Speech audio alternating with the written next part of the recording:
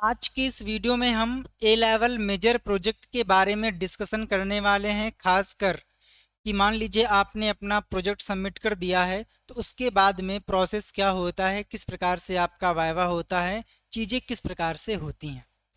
आपको बता दें कि अगर आप डायरेक्ट ए लेवल करते हो मीन्स आपने ओ लेवल नहीं किया है। डायरेक्ट ए लेवल करते हो तो आपको एक मिनी प्रोजेक्ट और एक मेजर प्रोजेक्ट सबमिट करना होता है। बट अगर आपने ओ लेवल कर रखा है उसके बाद में ए लेवल करते हो तो ओनली आपको यहाँ पर मेजर प्रोजेक्ट सबमिट करना होता है। मेजर प्रोजेक्ट क्या होता है, फाइल कैसे बनती है, प्रोसेस क्या होता है, इसके रिगार्डिंग मैंने आपको वीडियो प्रोवाइड कर रखी है। सिंपली आप यूट्यूब पे सर्च कर लीजिए ए लेवल मेजर प्रोजेक्ट, तो सबसे ऊपर आपको मेरा वीडियो देखने को मिल जाएगा जहाँ से आप प्रोजेक्ट के बारे में इंफॉर्मेशन ले सकते हो। तो मैं एक बार रिकॉल करवा देता हूँ कि मान लीजिए आपने क्या किया। हाँ, मान लीजिए आपने क्या किया, अपना फॉर्म है ना, ए लेवल मेजर प्रोजेक्ट का फॉर्म आपने फिल कर दिया। तो सबसे पहले आपने लॉगिन किया अपनी प्रोफाइल में, वहाँ से प्रोजेक्ट फॉर्म फिल किया, 1000 रुपीज़ फीस पेमेंट की और वहाँ से आपको मिल गया प्रोजेक्ट फॉर्म। इसके बाद में जो प्रोफॉर्मा है ना वो, एंड जो आपका प्रोजेक्ट है, जो प्रोजेक्ट है ये आपका कम से कम 70 से 80 पेज का होना चाहिए। कम से कम 70 से 80 पेज का होना चाहिए। तो जो प्रोजेक्ट फाइल रहेगी और भी जो सपोर्टिव डॉक्यूमेंट्स होते हैं वो आपको यहाँ पर साथ में अटैच करने होंगे। साथ में जो आपका गाइड है, जिसने एमटेक कर रखा है, बीटेक कर रखा है, उसकी सेल्फ अटेस्टेड मार्कशीट की फ़ोटोकॉपी एंड इसके बाद में उसकी डिग्री भी आप यहाँ लगा सकते हो और उसका रिज्यूमे भी लगा सकते हो, जिसका मैंने आप लोगों को पहले भी बता दिया है। एंड इसके बाद में आप लोगों को यहाँ पर एक सीडी भी सबमिट करनी होती है। उस सीडी में जो आपका प्रोजेक्ट है उसकी सॉफ्ट कॉपी होती है, एंड जो ये आपकी फ़ाइल है ये आपकी हार्ड कॉपी में होती है। ठीक है, हार्ड फाइल होती है जिसमें आपको स्पाइरल बाइंडिंग करानी होती है। तो ये आपकी कंप्लीट फाइल है ना। इसके बाद में सीडी और भी जो डॉक्यूमेंट्स हैं इनको प्रॉपर तरीके से आपको निलिट को कुरियर करना होता है। कुरियर करने के बाद जो निलिट है ये आपके प्रोजेक्ट को रिसीव करता है, उस पर प्रोसेसिंग होती है। प्रोसेसिंग होने के बाद निलिट की तरफ से आपको कॉल आएगा और ईमेल के माध्यम से भी इन्फॉर्म किया जाएगा कि भाई आपका जो मेजर प्रोजेक्ट है उसके लिए मेरे पास रिक्वेस्ट आई हुई है ना। आप जिस भी स्टेट से होंगे तो वहाँ पर आपको 2 से 5 चॉइस मिलेंगी। फॉर एग्ज़ाम्पल आप यूपी से हैं तो ऐसे केस में आपको आगरा, लखनऊ, गोरखपुर, पटना, सॉरी पटना तो जाएगा बिहार में है ना, आगरा, इस टाइप से आपको 4 से 5 चॉइस दी जाएंगी।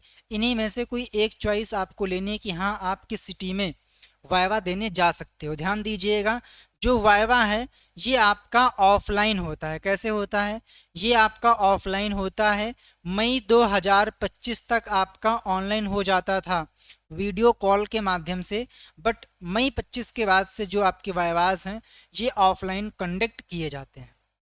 ठीक है, तो सिंपली आपको मेल आएगा, आपको वहाँ से कॉल आएगी कि भाई इस डेट में, इस टाइमिंग पे, इस यूनिवर्सिटी में या फिर कॉलेज में आपका इन टीचर्स के साथ में, इन प्रोफेसर के साथ में आपका वाइवा होना है। सिंपली आपको उसी टाइमिंग पे, उसी वेन्यू पे पहुंच जाना है।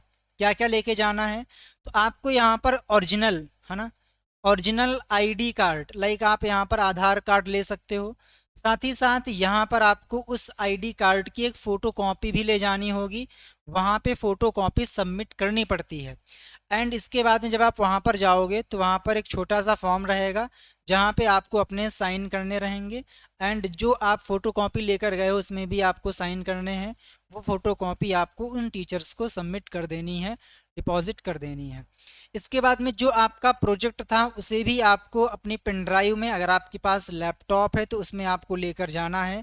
कई केसेस में वो आपसे रन भी करवा सकते हैं, सामने से दिखवा भी सकते हैं। ठीक है, तो आपको पेन ड्राइव में जो उसका सोर्स कोड है या फिर आपका प्रोजेक्ट है वो भी आपको लेकर जाना है। तो मैंने आपको बता दिया है कि आपको क्या क्या लेकर जाना है। देन इसके बाद में आप वहाँ पर जाएंगे और वहाँ पर आपका प्रॉपर तरीके से वाइवा होगा।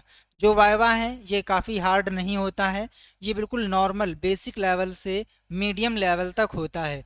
लाइक कुछ बेसिक क्वेश्चंस आपकी लाइफ से रिलेटेड, कुछ क्वेश्चंस प्रोजेक्ट से रिलेटेड, कुछ क्वेश्चंस आपने उसको ही क्यों चूज़ किया, उसके एडवांटेजेस क्या हैं, उसके डिसएडवांटेजेस क्या हैं, वो कौन सी प्रॉब्लम को सॉल्व कर रहा है, इस टाइप के क्वेश्चंस आपसे पूछे जाएंगे। जैसा कि मैं आपको यहाँ पर 9.2 जो कि आपका पीएचपी है उसका एक प्रोजेक्ट दिखाना चाहता हूँ। तो अच्छा, जैम्प क्लोज है तो मुझे सर्वर को ऑन करना होगा, तो मैं सर्वर को ऑन कर लेता हूँ।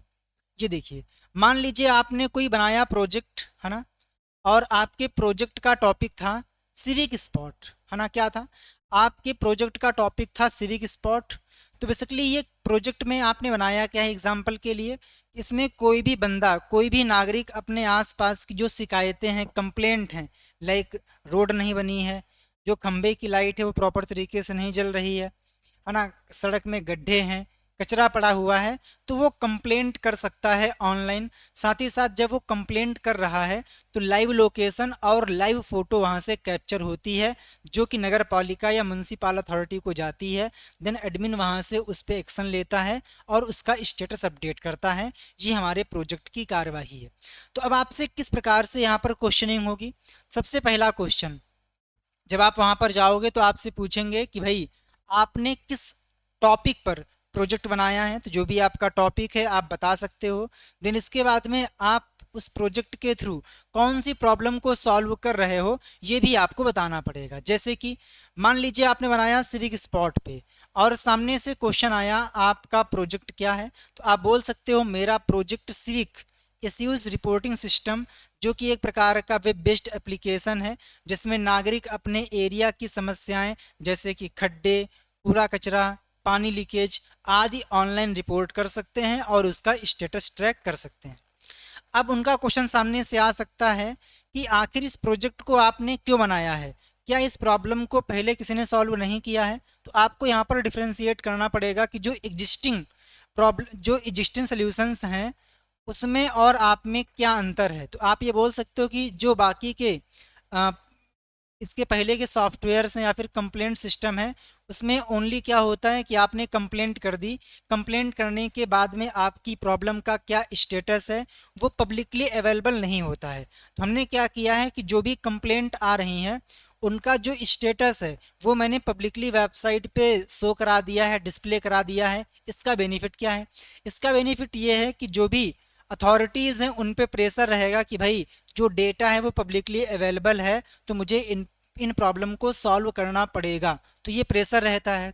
दूसरी बात ये है कि एक्चुअल में प्रॉब्लम जहाँ पर है, चूँकि वहाँ की वो लाइव लोकेशन को ट्रैक कर रहा है, लाइव लोकेशन की फ़ोटो कैप्चर कर रहा है, तो ऐसे केस में यहाँ पर जो फर्जी की शिकायतें वो नहीं होंगी और जो अथॉरिटीज़ है उसको उस चीज़ को ढूंढने में दिक्कत नहीं होगी जहाँ पर भी प्रॉब्लम है। इसके बाद में ये बताइए कि जो आपने बनाया है प्रोजेक्ट इसका सोसाइटी को क्या लाभ होगा या फिर इसका एडवांटेज क्या है। तो जो भी आपके केस में है वो आप बता सकते हो। देन आपसे पूछ सकते हैं कि जो आपने बनाया है प्रोजेक्ट तो क्या ये बिना इंटरनेट के चल सकता है। तो डिपेंड करता है कि आपने क्या बनाया है, उसके अकॉर्डिंग आपको आंसर देना है हाँ या फिर ना।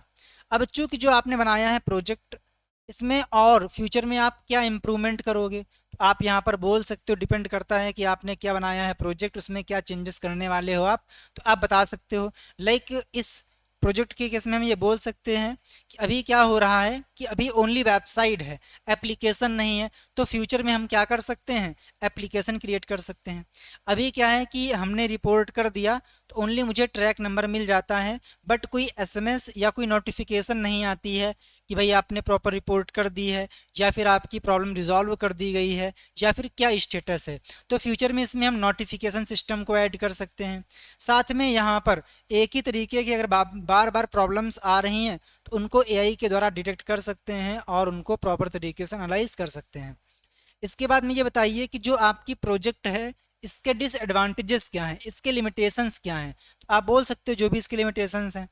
इसके बाद में आपने प्रोजेक्ट को डेवलप करने के लिए कौन कौन सी लैंग्वेजेस का यूज किया है। तो आप बोल सकते हो कि भाई फ्रंट एंड के लिए हमने HTML, CSS और बूटस्ट्रैप का यूज किया है। इंट्रैक्शन के लिए जावास्क्रिप्ट का यूज किया है। बैकएंड के लिए PHP का यूज किया है। डेटाबेस के लिए MySQL का यूज किया है और डेवलपमेंट इन्वायरमेंट के लिए जैम्प का यूज किया है। तो आपसे पूछ सकता है कि भाई जैम्प क्या होता है या फिर MySQL क्या होता है, PHP को किसने डेवलप किया था। तो जो बेसिक लेवल का है वो उसी टाइप से होता है, बिकॉज जो ए लेवल है ये एक प्रकार का सर्टिफिकेशन कोर्स है, डिग्री कोर्स नहीं है। तो वो सर्टिफिकेट लेवल का ही वहाँ पर वाइवा होता है और इसमें आपको ठीक ठाक मार्क्स मिल जाते हैं, बट ये आपको कुछ ना कुछ रिप्लाई करना पड़ेगा। ठीक है। अब आपसे पूछ सकते हैं कि जो आपने बनाया है प्रोजेक्ट, इसमें कौन कौन से मेन पार्ट हैं, कौन कौन से मेन मॉड्यूल हैं। तो मेरे केस में होम हो गया, report issue, view issues, admin login, dashboard, detail module, contact module, etcetera. तो इस टाइप से यहाँ पर चीज़ें हो गई। देन इसके बाद में आता है कि ये बताइए DFD क्या होता है। ध्यान दीजिएगा, यहाँ पर कुछ चीज़ें आप से रिलेटेड नहीं है, बिकॉज यहाँ पर जो हमने क्वेश्चंस लिए हैं वो 9.2 वेबसाइट डेवलपमेंट से रिलेटेड हैं, बट कुछ कॉमन क्वेश्चंस हैं जो कि प्रोजेक्ट से रिलेटेड हैं, वो आपको अच्छे से पता होने चाहिए। तो आप बता सकते हो कि DFD का full form data flow diagram होता है, जो कि सिस्टम के अंदर डेटा किस प्रकार से फ्लो हो रहा है, चीज़ें किस प्रकार से स्विच कर रही हैं उसको बताता है। जैसे कि सबसे पहले क्या करेगा, यूजर सिस्टम से इंटरेक्ट करेगा, फिर डेटाबेस, फिर एडमिन। तो आप यहाँ पर बोल सकते हो। ER डायग्राम क्या होता है, बूट स्ट्रैप आपने क्यों यूज़ की, जैम्प क्या होता है, प्राइमरी की क्या होती है, प्राइमरी की क्या प्रॉपर्टीज़ होती हैं, सुपर की क्या होती है, कैंडिडेट की क्या होती है, कंस्टेंट क्या होते हैं, कंस्टेंट के नाम बताइए, है ना। DBMS क्या होता है ना। DBMS कौन कौन से टाइप के होते हैं, DBMS और फाइल सिस्टम में क्या अंतर है। और इसके बाद में SQL कमांड्स के बारे में आपसे पूछ सकते हैं कि मान लीजिए अगर हमें कोई टेबल अपडेट करनी है तो उसके लिए कौन सी क्वेरी लिखनी पड़ेगी। तो जो बेसिक लेवल की चीज़ें हैं, ज्वाइन क्या होते हैं, ज्वाइन के क्या टाइप होते हैं, लेफ़्ट ज्वाइन में क्या होता है, राइट ज्वाइन में क्या होता है, वगैरह वगैरह। तो आपको यहाँ पर इस तरीके से अपने चीज़ों को प्रिपेयर करना है जो कि प्रोजेक्ट से रिलेटेड हैं। साथ ही साथ जो आपका प्रोजेक्ट है उसमें आपने कौन कौन सी टेबल्स बनाई है, स्कीमा क्या होती है, जो आपकी ये टेबल इसमें कौन कौन से कॉलम्स हैं, इस कॉलम में आपने किसको प्राइमरी की बनाया, इसको ही क्यों बनाया। तो इस टाइप से जो बेसिक लेवल के क्वेश्चंस हैं वो आपसे पूछे जाते हैं। इसके बाद में आपने इस प्रोजेक्ट को डेवलप करने के लिए कौन से मॉडल का यूज किया है। आपने पढ़ा होगा सॉफ्टवेयर डेवलपमेंट लाइफ साइकिल के बारे में, waterfall model, agile model, V model, etcetera. तो आपने अपने प्रोजेक्ट को डेवलप करने के लिए कौन से मॉडल का यूज किया है। तो आप उनसे बोल सकते हो वाटरफॉल मॉडल। वाटरफॉल मॉडल ही क्यों, क्योंकि भैया जो हमारा प्रोजेक्ट था उसमें क्या करना है, रिक्वायरमेंट पहले से ही क्लियर थी, और तो इसलिए हमने वाटरफॉल मॉडल का यूज़ किया। अच्छा, क्या आपने अपने प्रोजेक्ट की टेस्टिंग की थी। जी हाँ, टेस्टिंग की थी। तो आपने कौन कौन सी टेस्टिंग की थी। आप बोल सकते हो यूनिट टेस्टिंग। अब पूछेगा वो आपसे कि यूनिट टेस्टिंग क्या होती है। तो आप बोल सकते हो कि इंडिविजुअल मॉड्यूल या मॉड्यूल के फंक्शंस को टेस्ट करना, that is called unit testing. तो आपसे पूछ सकते हैं कि ये बताइए जो यूनिट टेस्टिंग होती है ये कौन करता है। तो आंसर आएगा डेवलपर करता है ना। तो इस टाइप से आपको अपने आप को खुद को प्रिपेयर करना है। मैंने यहाँ पर आपको एक ओवरव्यू दे दिया है, बाकी मैं ट्राई करूँगा कि आपको A9.1 2 3 4 5 सभी मॉड्यूल्स के अलग अलग से वाइवा के क्वेश्चंस प्रोवाइड कराऊँ। आपके पास कोई भी डाउट है तो कमेंट आउट कर दीजिएगा। जय हिंद, वंदे मातरम, थैंक यू।